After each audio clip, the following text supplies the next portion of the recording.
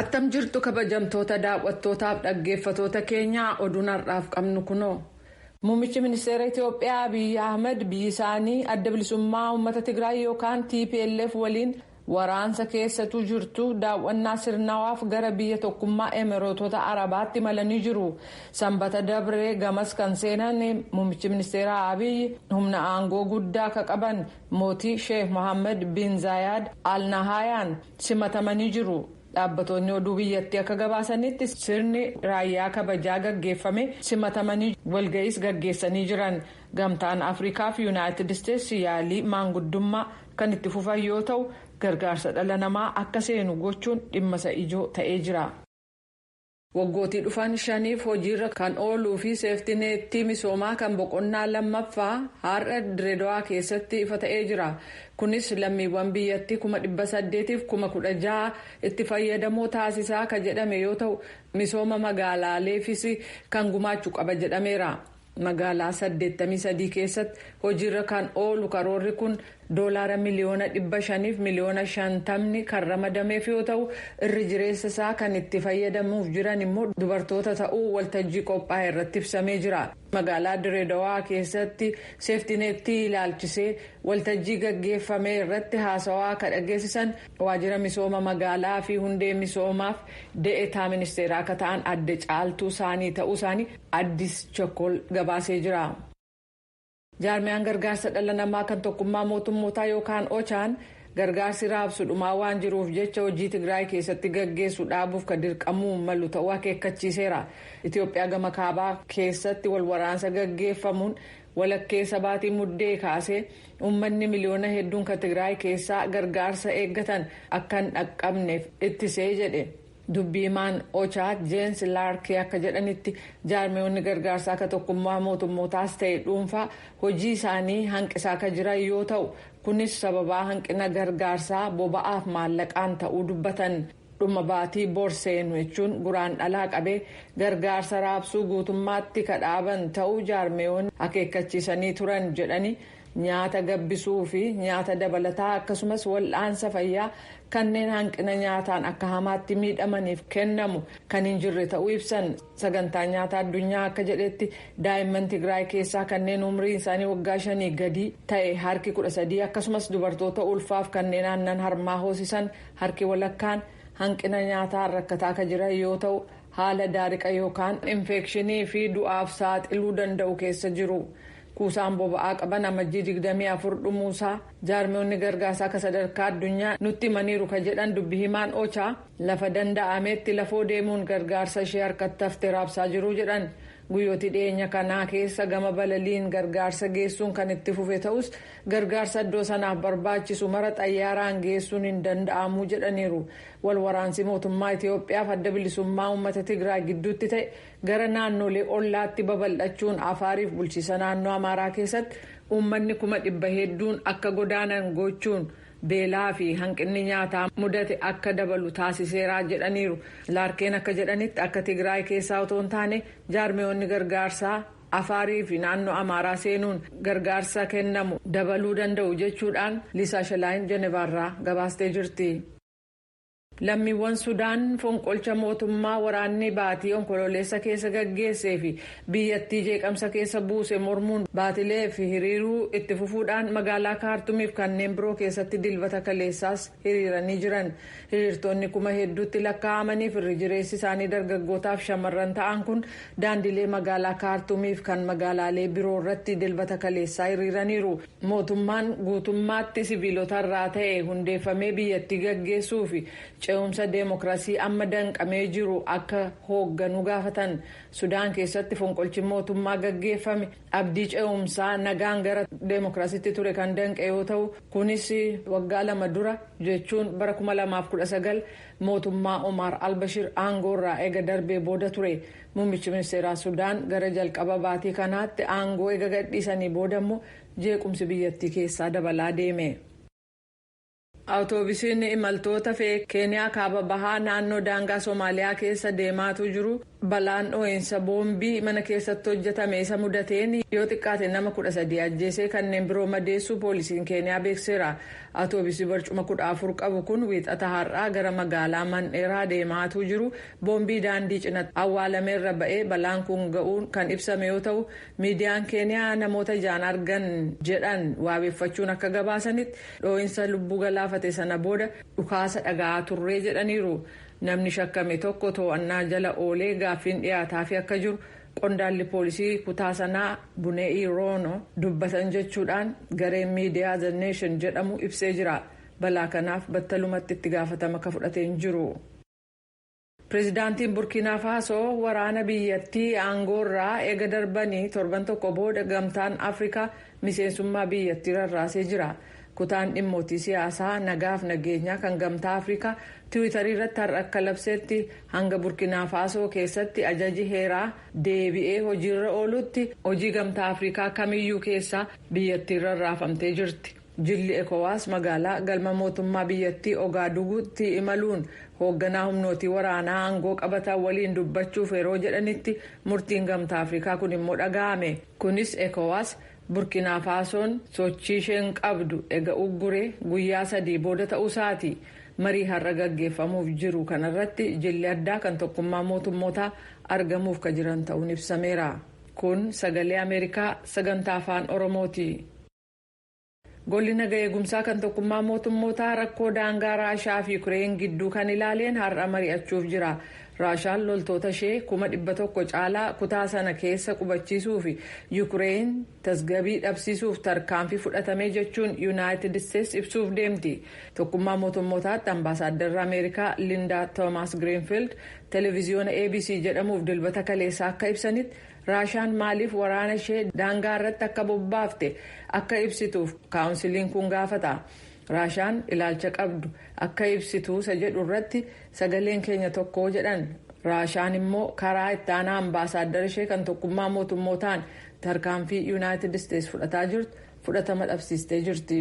Raashaan miseensota dhaabbatoo gola nagaa eegumsaa keessaa tokko waan taateef jecha tarkaanfii golli nagaa eegumsaa ishee irratti fudhatu sagalee qabduun ittisuu dandeessi. Rakkoo Raashaa fi Yuukireen gidduu furuuf yaaliin gama dippiloomaasii gaggeeffamaa yeroo jirutti mariin gola nagaa eegumsaa inni har'aa kun immoo dhaga'ame.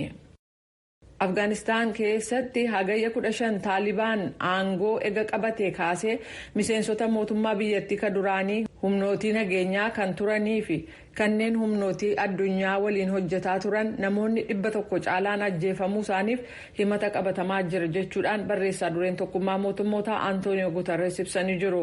Dhaabbati oduu Associated Press Guterres jedhan jechuudhaan dilbata kaleessaa akka gabaasetti kanneen ajjeefaman kana 3 keessaa harka 2 ka caalan seeraan ala Taalibaaniin yookaan immoo kanneen isatti hidhata qabaniin ajjeefaman.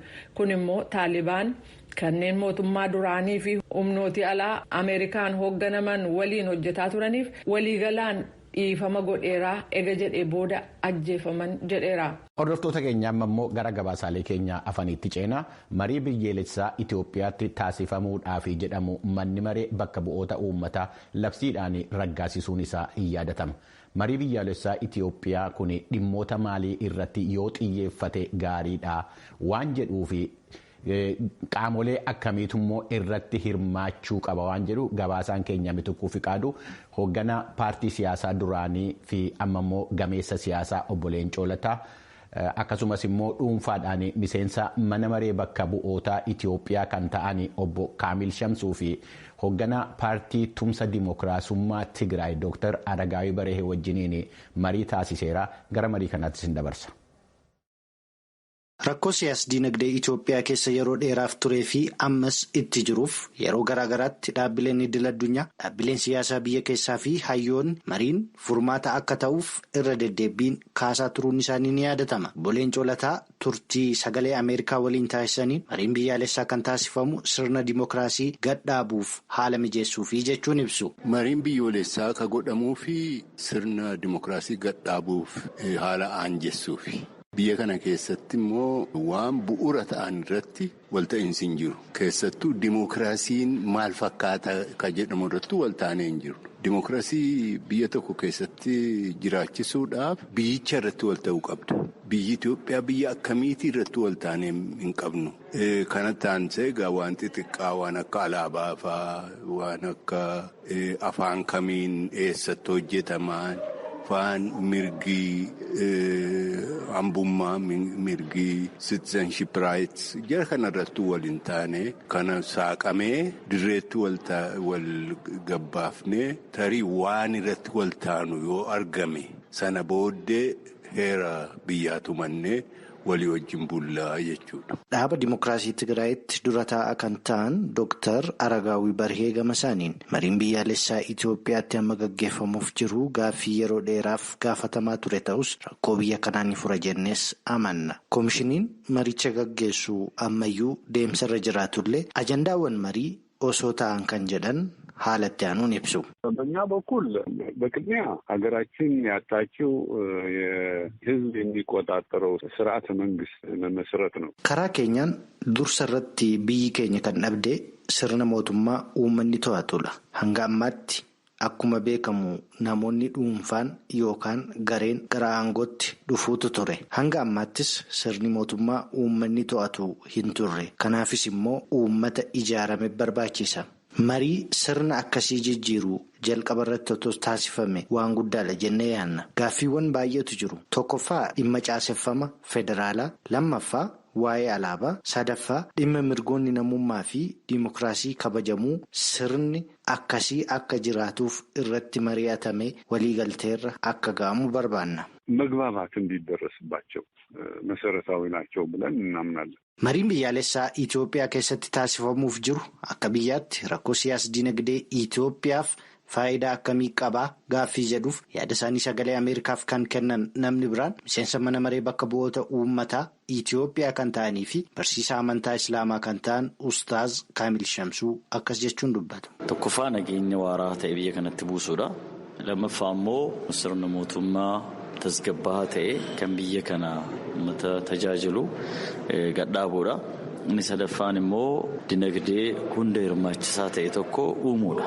Maaliif jennaan wantoonni kun sadan sababa walitti bu'insaatii fi biyya kana keessatti rakkoo guddaa wantoota uuman keessaa tokko waan ta'eedhaaf. Marii biyyaalessaa Itoophiyaa keessatti taasifamuuf jiru irratti fedhii fi yaadonni garaagaraa jiraatanis dhimmi wal waraansaa fi marii nagaa gaggeessuu ammayyuu wal falmisiisaadha. Dhimma kana irratti gaaffii kan gaafataman obbo Leencoo Lataa. Mariin biyyaalessaa kun yerootti jalqabamuuf jiru yeroo isaa miti warri jedhan jiru. Kunis immoo akka sababaatti kan kaasanii biyyittiin yookaan immoo mootummaan federaalaa qaamolee garaagaraa wajjin wal waraanaatii jira. Fakkeenyaatti TPLF wajjin karaa kaabaa Oromiyaa keessattis bakkeewwan garaagaraatti waraansi jira. Naannoo Beenishaangul keessattis akkasii. Wal waraansi kun osoo hin dhaabbatiin gara marii biyyaalessaatti seenuun balaa mataasaa qaba warri jedhan jiru. Sin maal jedhu? Mariin biyyoolessaa kun akkaataa gaaffii lola maddisiise kanaafiyyuu murtii argamsiisu karaa akeeku akkaataa itti lolli kunuu mariidhaan wal haasa'uudhaan furmaata argatutti karaa kabanu ta'uu danda'a. Akka sanatti qabamuu qaba jedhee tan amana.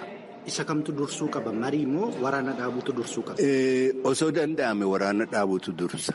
Haala sun hin mijanne jalatti garuu marii biyyoolessaa jalqabdeetu sun marii falammii humni qawwee baatee mootummaa mormuu fi mootummaa gidduutti deemu immoo karaan banamee akka sanatti furmaatii waaraan furmaanni nagaan argama jechuudha. Kan biraa lafa kaa'amuu qabu mariin biyyoolessaa kun hundaafuu banaa ta'uu qaba.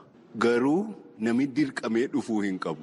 Yoo fedhe dhufee qooda fudhata. Dhufee qooda fudhachuuf immoo qawwee baatee hin danda'amu. Kanaaf warri amma qabsoo hidhannootiin deeman akkaataa isaan kun itti hirmaachiifnu irratti yaada